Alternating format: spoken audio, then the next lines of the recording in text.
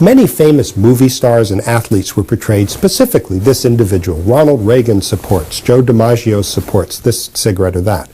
With doctors, it's never a specific individual, but they come right out of central casting. They're wise, they're humane. As a matter of fact, the images show the doctor in the very best possible light. That's why organized medicine didn't object. Very few physicians at the time saw this as an evil or a danger. And by drafting off of medical authority, the cigarette companies seek to reassure the public that their product wasn't dangerous, even though it was, and they knew it to be so at the time. One of the other devices they used tread on the public's belief in science. This was a time before the skepticism of today about science. You know, science during this era was, you know, Buck Rogers and beyond. You know, people looked towards the future very optimistically. It was before the atomic bomb, for example. So the cigarette industries understood this authority. So they used pseudoscience. You might see somebody who's obviously a scientist sitting with the cigarette looking through a microscope, or a scientist with an early space program motif behind them, or a scientist with a laboratory behind them. And very often they quoted scientific studies that were completely invalid. Often they were paid for by the industry to make a specific point rather than to ask a question. And that these were very simplistically put out as scientific findings about the safety of their tobacco product. Marketing to women is very clever. Before World War I, if a woman was seen smoking, it was a direct code for prostitution. Normal, God-fearing women simply didn't smoke. Now, beginning with the women's suffrage movement and with the sense of women's independence in the 20s, the companies began to sponsor learning sessions for women to teach them how to smoke and how to inhale and how to fashionably hold a cigarette. So by smoking, you're going to stick it to your husband or stick it to your father or whatever, and this is a sense of your freedom. In the 20s, they had this wonderful, I say in the sense that it brings wonderment, reach for a lucky instead of a sweet. You know, directly looking at women's waistlines. You know, if you don't smoke, you're going to eat more. And this is a common theme in advertising through the years, although there it was very clearly articulated. Now, beginning in the 30s and 40s, it became very fashionable, and women are often shown in very elegant poses, looking like movie stars, you know, holding cigarettes in a very sophisticated way. When I asked my mother why she began smoking, oh, it was the sophisticated thing to do. The tobacco industry has an unusual marketing problem. People begin using their products, begin smoking, when they're teenagers or young adults. Nobody essentially as an adult begins smoking, very few. You might entice an older adult to change to your brand, but you're not going to start them smoking. So a lot of ads, even today, are aimed at starter smokers because that's the lifeblood of the profits of the tobacco industry. Now in these days, you would actually have pictures of young teenagers and saying, gee, I like this cigarette better than that cigarette. And they're often, you know, playing sports or at a party or something that would indicate a happy time and that their happiness is contributed by smoking. Santa Claus was in literally dozens and dozens of tobacco ads, including some wonderful ones where Santa is sitting there puffing and blowing great streams of smoke out. You know, this is clearly targeted at a youthful audience. When you look at how overtly hucksterish that era was from the 20s to the 50s, to realize, although that's obviously false, what's going on today is no different.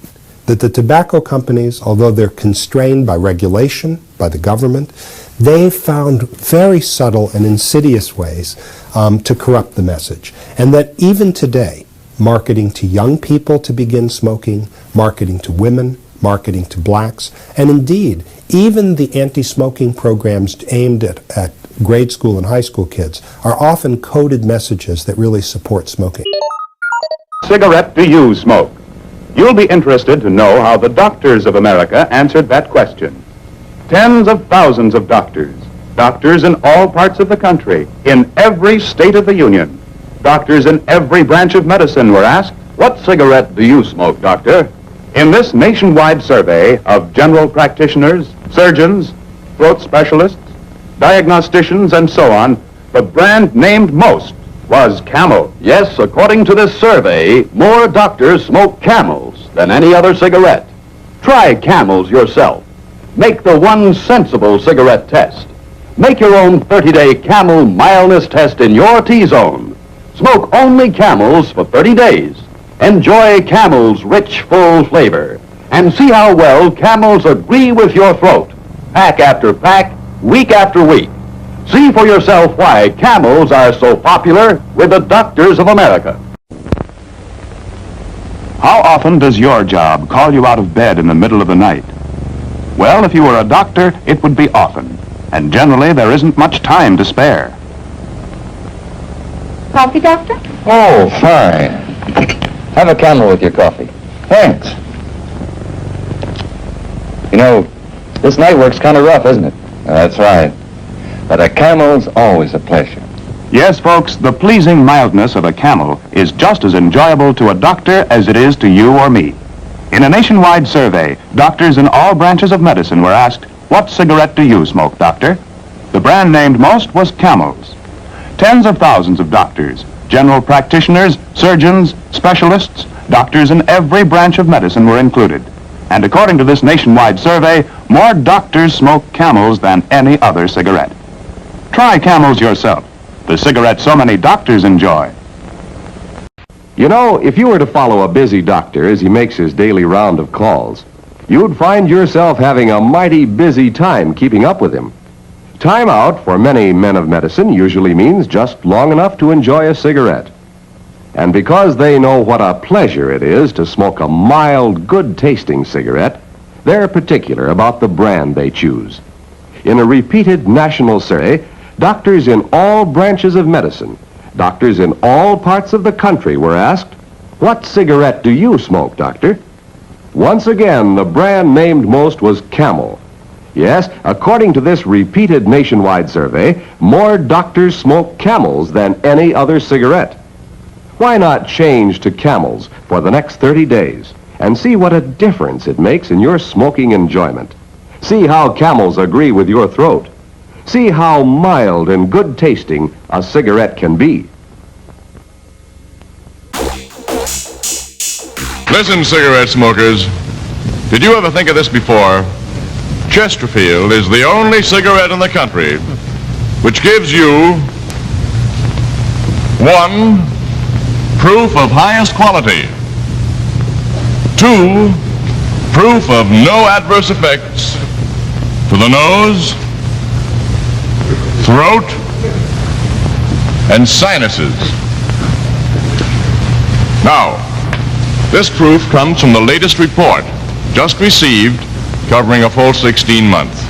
And it comes from a doctor who's been examining a group of Chesterfield smokers as part of a program supervised by a responsible, independent research laboratory. Now, after a full year and 4 months, the doctor reports again no adverse effects to the nose, throat, or sinuses from smoking Chesterfields. Now, don't you want to try a cigarette with a record like this? Chesterfield. The Doctor's Report. From coast to coast, doctors in every was Camel. Yes, according to this nationwide survey, more doctors smoke Camels than any other cigarette. You can prove Camel mildness for yourself.